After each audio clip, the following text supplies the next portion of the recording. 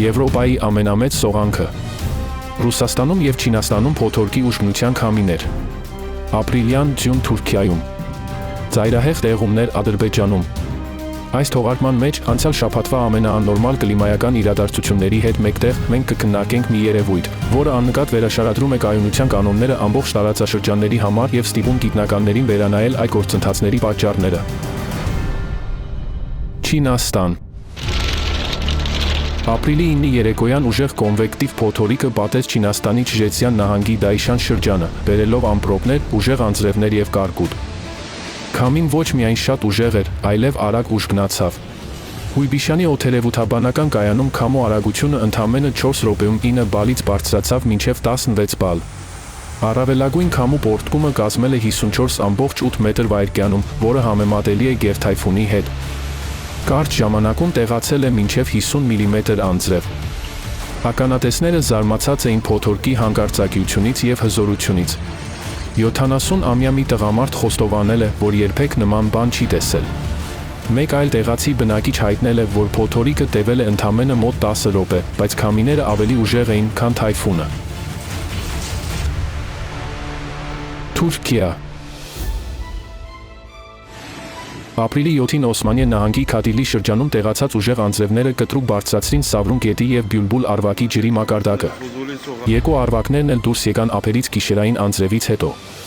Ջրհեղեղը բառացիորեն կաթվածահար արեց տարածաշրջանը։ Բազմաթիվ տներ և բիզնեսներ ջրհեղեղի ենթարկվեցին, իսկ տրանսպորտը խցանվեց։ Ավտոբուսի կայարանը և հետիոտնային կամուրջը փլուզվեցին, իսկ հեղեղաջրերը քշեցին տարան մի քանի մեքենա, ինչի հետևանքով 2 մարդ զոհվեց։ Ապրիլի 9-ի գիշերը ուժեղ անձրևները նույնպես հարվածեցին Հաթայ նահանգին։ Անտաքյա շրջանում տեղի ունեցան ուժեղ ջրհեղեղներ։ Ասի գետին մոտ լինելու պատճառով ամենաշատ ուժած տարածքներից մեկը փոքր արդյունաբերական գոտին էր։ Ջուրը լցվեց արհեստանոցներ և զգալի վնասներ պատճառեց բիզնեսներին։ Բնակելի շենքերի առաջին հարկերը նույնպես ենթարկվեցին ջրհեղեղի։ Փրկարարներին հաջողվել է ջրհեղեղի մեջ մնացած մեքենաներից դուրս բերել 32 մարդու, այդ թվում 9 երեխայի Գյուզելբուրգ շրջանում դպրոցական ավտոբուսի վարորդը, որը մնացել էր ջրհեղեղի ենթարկված ճանապարհին։ Չկարողանալով ինքնուրույն դուրս բերել երեխաներին, օգնություն է խնդրել հրշեջներից, 6 աշակերտ և 2 մեծահասակ փրկվել են։ Ապրիլի 10-ից ի վեր ամբողջ Թուրքիան պատվել է հազվագյուտ և ուժեղ ցուրտ ալիքով, ջերմաստիճանը ցածր է եղել նորմայից 10-ից 12 աստիճան Ցելսիուսով։ Հորդառատ անձրևները բազմաթիվ սողանքների պատճառ են դարձել, իսկ լեռներում ձյան առատ տեղումները հանգեցրել են տրանսպորտային երթևեկության լուրջ խափանումների, Վան և Բիթլիս նահանգներում 235 բնակավայրեր կտրվել են արտաքին աշխարհից։ Բիթլիս քաղաքում ձյան շերտի հաստությունը հասել է 35 սանտիմետրի, շրջանցիկ ճանապարհին սայթաքուն և ձյունածածկ մակերեսների պատճառով տեղի է ունեցել 6 մեքենայի բախում, արդյունքում 7 մարդ հոսպիտալացվել է։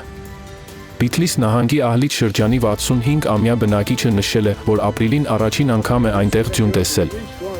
Մալաթիա նահանգում տեղ-տեղ մինչև 10 սանտիմետր ձյուն է տեղացել, ծածկելով ծաղկող ծիրանի այգիները։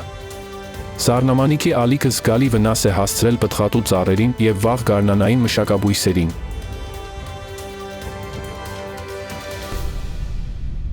Ադրբեջան։ Ապրիլի 5-ից ի վեր Ադրբեջանում անկայուն եղանակային ալիք է տիրում։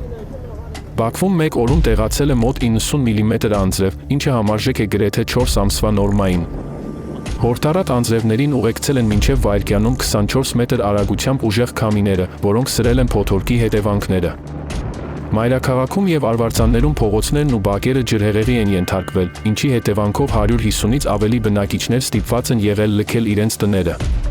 Բաքվի մի շրջանում բնակելի շենք է փլուզվել, փլատակների տակ թողնելով մի կնոջ։ Բարեբախտաբար, նրան փրկել են և վնասվածքներով տեղափոխել հիվանդանոց։ Մի քանի հյուսիսային և ափամերձ շրջաններում տեղումների ծավալը զգալիորեն գերազանցել է կլիմայական նորմերը։ Որոշ շրջաններում ջրհեղեղներն ուղեկցվել են հողի էրոզիայով և սողանքներով, ոչնչացնելով ճանապարհները և կամուրջները, իսկ հեղեղատար ջրերը բառացիորեն քշել են ափերի և ենթակառուցվածքների հատվածները։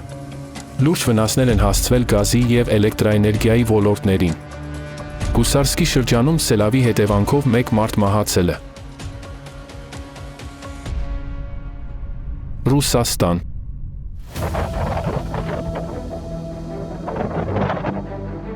Ապրիլի 8-ին Սախալինի մարզի Սևերոգուրիլսկ քաղաքը տուժեց հզոր ցիկլոնից մինչև 58 մետր վայրկյան արագությամբ ռեկորդային քամու պոռթկումներով։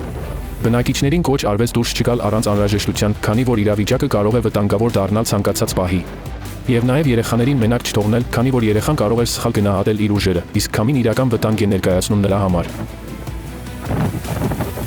Հզոր փոթորիկը շրջեց էլեկտրահաղորդման գծերի հենարաններն ու ճանապարհային նշանները, ինչպես նաև վնասեց շենքերի տանիքներն ու ճակատային մասերը։ Ականատեսների վկայությամբ տները դողում էին, տանիքները ճաքում տարերքի ազդեցության տակ։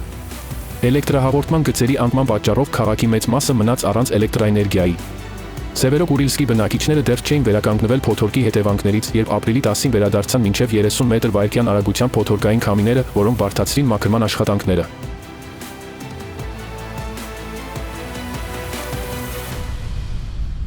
Հնդկաստան։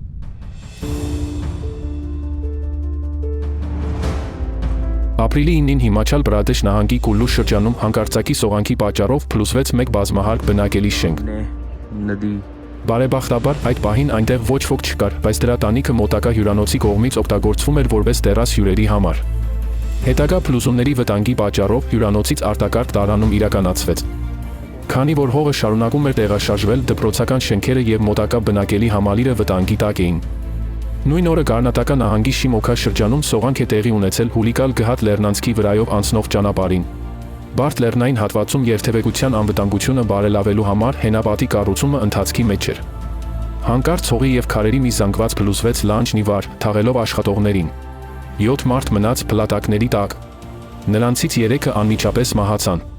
4-ը փրկվեցին եւ վնասվածքներով տեղափոխվեցին հիվանդանոց։ Ավելի վաղ, ապրիլի 5-ին, Սիկկիմում Մանգան քաղաքի մոտ զբոսաշրջային կարևոր երթուղու վրա տեղի է ունեցել խոշոր սողանք։ Հողը եւ մեծ ժայռաբեկորները փակել են կամուրջը եւ հարակից ճանապարհները, դրանք դարձնելով լիովին անանցանելի։ Արդյունքում մոտ 1300 զբոսաշրջիկ մնացել է Լաչեն բարձրլեռնային քաղաքում շրջափակված։ Փրկարարական աշխատանքները տևել են մի քանի օր եւ բարդացել են առատ ձյան եւ դժվարանցանելի տեղանքի պատճառով։ Վնասված հատվածով անցումը հնարավոր դարձնելու համար տեղադրվել է հետիոտնային կամուրջ։ Բոլոր զբոսաշրջիկներն ու տեղի բնակիչները ի վերջո տարհանվել են։ Բացի այդ, մոտ 170 մեքենա եւ 80 մոտոցիկլետ է տարհանվել ռազմական տեխնիկայի օգնությամբ։ Պակիստան։ Ապրիլի 4-ին սկսված երկարատև անձրևները բազմաթիվ սողանքներ առաջացրեցին Պակիստանի լեռնային շրջաններում, հատկապես ծանր հարված ստացավ Մուրի հանգստավայրը։ Սողանքները վնասեցին բազմաթիվ կարևոր ճանապարհներ, որոշ հատվածներ ամբողջությամբ փակվեցին երթևեկության համար, իսկ մյուսներում առաջացան ճաքեր, որոնք զգալիորեն խոչընդոտեցին տրանսպորտային երթևեկությանը։ Աղետը նաև զգալի վնաս հասցրեց տարածաշրջանի ենթակառուցվածքներին։ Ապրիլի 6-ին Ջհիկագալի շրջանում տեղի ունեցած սողանքը վնասեց 5 տուն եւ 1 մզկիթ, տասնյակ շենքերի պատերին եւ տանիքներին առաջացան ճաքեր եւ բեկվածքներ, ինչը ստիպեց բազմաթիվ բնակիչների տարհանվել։ Իտալիա։ Ապրիլի 7-ին Իտալիայի Մոլիզե շրջանի Պետաչատո համայնքում կրկին ակտիվացավ հսկայական սողանքը, որը Եվրոպայի ամենամեծ եւ ամենաբարդ երկրաբանական երևույթներից մեկն է։ Սողանքը ընդգրկում է մոտավորապես 4 կիլոմետր քառակուսի տարածք, իսկ դրա ճակատային մասը ձգվում է ավելի քան 4 կիլոմետր։ Այն հայտնի է ավելի քան 1 դար եւ սովորաբար սկսում է շարժվել երկարատև եւ ինտենսիվ անձրևներից հետո։ Այս անգամ սողանքը առաջացել է երկարատև տեղատարապ անձրևներից հետո, որոնք մի քանի օրվա ընթացքում բերել են ավելի քան 200 մմ տեղումներ։ Գետնի տեղաշարժին ուղեկցել են գետնի մակերեսի եւ ենթակառուցվածքների դեֆորմացիան։ Երկաթուղային գծերը տեղաշարժվել են մոտ 10 սանտիմետրով, իսկ ճանապարհներին ճաքեր են առաջացել։ Սողանքը փակել է 14 մայրուղին, խաթարել Ադրիատիկ երկաթուղու երթևեկությունը եւ փլուզել է թիվ 16 պետական ճանապարհի վրա գտնվող վիադուկը։ Հարկ է ընդգծել, որ այս երթուղին Ադրիատիկ ծովի երկայնքով հիմնական տրանսպորտային կապի միջոցն է, ուստի դրա միաժամանակյա վնասը լրջորեն խաթարել է ամբողջ ափամերձ շրջանի հաղորդակցությունը։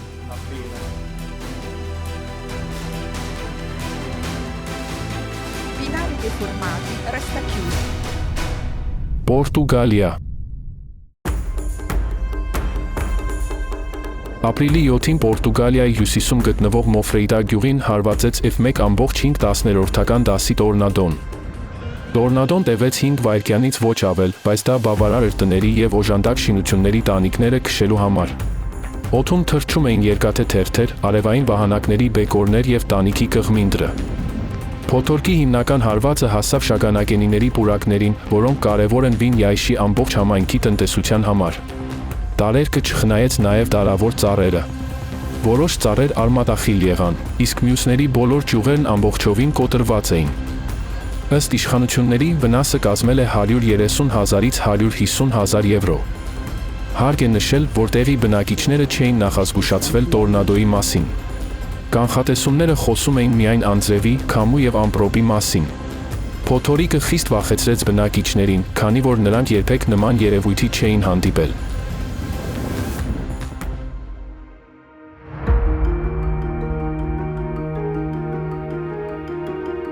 Արևելյան Սիկկիմի հնդկական Պանգտանգ գյուղում սողանքային գործընթացների ուսումնասիրությունը դրանք բնութագրում է որպես անսովոր մակերեսային սողանքներ, քանի որ դրանք տեղի են ունեցել տեղագրական առումով կայուն տարածքում, և վիճակագրական տվյալները ցույց են տալիս, որ նախկինում այնտեղ սողանքներ չեն դիտարկվել։ Ուսումնասիրության հեղինակները եզրակացրել են, որ տարածաշրջանում տեղումների փոփոխվող օրինաչափությունների և մարդածին գործունեության պատճառով մի ժամանակ անվտանգ համարվող տարածքը այժմ կարող է հակված լինել սողանքների։ Գլոբալ տվյալների բազաների վերլուծությունը նույնպես բացահայտում է հետևողական օրինաչափություն։ Տեղումները որպես սողանքային գործընթացների հիմնական խթանիչն ամբողջ աշխարհում կազմում են դեպքերի ավելի քան 50%-ը, իսկ որոշ նմուշներում այս մասնաբաժինը գերազանցում է 90%-ը։ Սա ցույց է տալիս, որ տեղումները սողանքների հաճախականության աճի վրա ազդող հիմնական գործոնն են, զգալիորեն գերազանցելով երկրաշարժերը, մարդկային գործունեությունը, այլ բնական պատճառները և անհայտ գործոնները։ Հատկապես մտահոգիչ է այն փաստը, որ 2026 թվականը արդեն իսկ ցույց է տալիս մահացու դեպքերի հանգեցնող սողանքների ամբնական բարձր թիվ։ Տվյալները ցույց են տալիս, որ առաջին 2 ամիսների ընթացքում մահացու դեպքերի թիվը զգալիորեն գերազանցել է ինչպես երկարաժամկետ միջին ցուցանիշները, այնպես էլ նույնիսկ ամենածայրահեղ տարվա 2024 թվականի ցուցանիշները։ Մարտ ամսին գրանցվել է 61 մահացու սողանք, որի հետևանքով զոհվել է 520 մարդ, ինչը մարտ ամսվա ընթացքում գրանցված ամենաբարձր թիվն է։ Այսպիսով, վերջին ամիսների հետազոտությունների տվյալները և իրադարձությունները հանգեցնում են մեկ եզրակացության։ Սողանքները դառնում են ավելի հաճախակի, անկանխատեսելի և մեծածավալ, և դրանց հիմնական պատճառը մնում են առատ տեղումները։ Ներկայումս ստեղծվում են պայմաններ, որոնք միայն մեծացնում են տեղումների ինտենսիվությունը։ Օվկիանոսները շարունակում են տաքանալ, մթնոլորտը դառնում է ավելի հագեցած խոնավությամբ, և միկրո և նանոպլաստիկի մասնիկների կոնցենտրացիան, որոնք հանդես են գալիս որպես խտացման միջուկներ, առաջացնելով ծայրահեղ տեղումներ, նույնպես աճում է։ Վերը քննարկված բոլոր փաստերը միայն գիտական հետաքրքրության հարց չեն։ Այս գործընթացների գիտակցումը կարևոր է ոչ միայն գիտնականների համար, մոլորակի վրա աղետների արագ զարգացումը կանխելու նպատակով, այլև մեզանից յուրաքանչյուրի համար։ Կատակլիզմների աճի դիտարկվող միտումները հստակ ցույց են տալիս, որ գրեթե չկա որևէ մարդ, որը չի բախվել դրանց հետ։ Ուզում ենք հավատալ, որ այս թողարկումը դիտող յուրաքանչյուր մարդու համար իրենց սեփական կյանքը, իրենց երեխաների և մերձավորների կյանքն արժեք ունի, և որ մենք, որպես մարդկություն, կկարողանանք ճիշտ ընտրություն կատարել։